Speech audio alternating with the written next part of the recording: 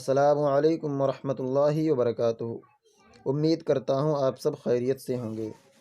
دوستو، اس ویڈیو میں ہم بات کرنے والے ہیں جمعیت علماء ہند کے صدر مولانا محمود اسد مدنی کے بارے میں۔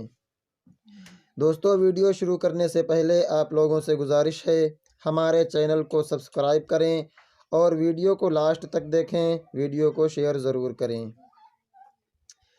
نئی دہلی، جمعیت علماء ہند کے صدر مولانا محمود اسد مدنی نے گزشتہ منگل کو ترکی کا دورہ کیا۔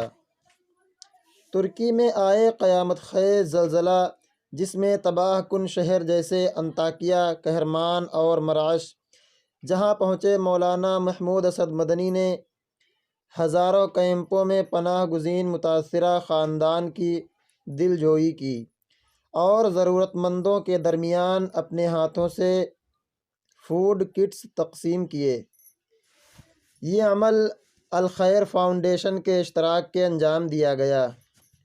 اس قیامت خیز زلزلے نے ہزاروں خاندانوں کو نہ صرف اجاڑ دیا بلکہ بہت سارے معصوم بچوں کے سر سے ان کے والدین کا سایہ بھی اٹھ گیا۔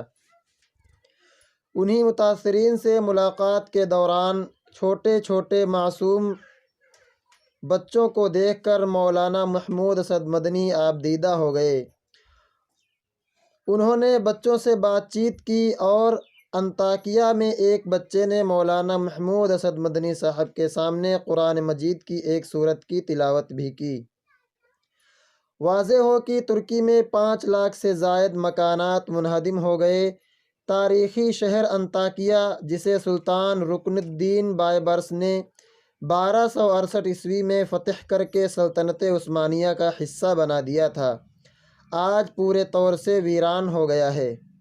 ایسے حالات میں یہ ظاہر ہوتا ہے کہ ترکی میں اولین ضرورت لوگوں کو دوبارہ آشیانہ فراہم کرنا ہے۔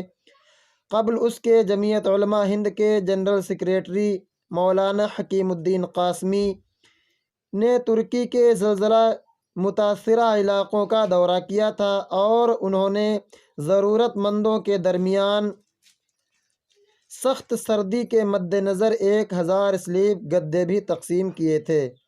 مولانا محمود اسد مدنی صدر جمعیت علماء ہند مزید متاثرہ علاقوں کا دورہ کریں گے اور ضرورت مندوں کی امداد کے علاوہ ان کی باز-آباد کاری کے امکانات کا بھی جائزہ لیں گے۔ آپ حضرات کی کیا رائے ہے اس ویڈیو کے بارے میں کمنٹ باکس میں ضرور بتائیں۔ السلام علیکم ورحمۃ اللہ وبرکاتہ۔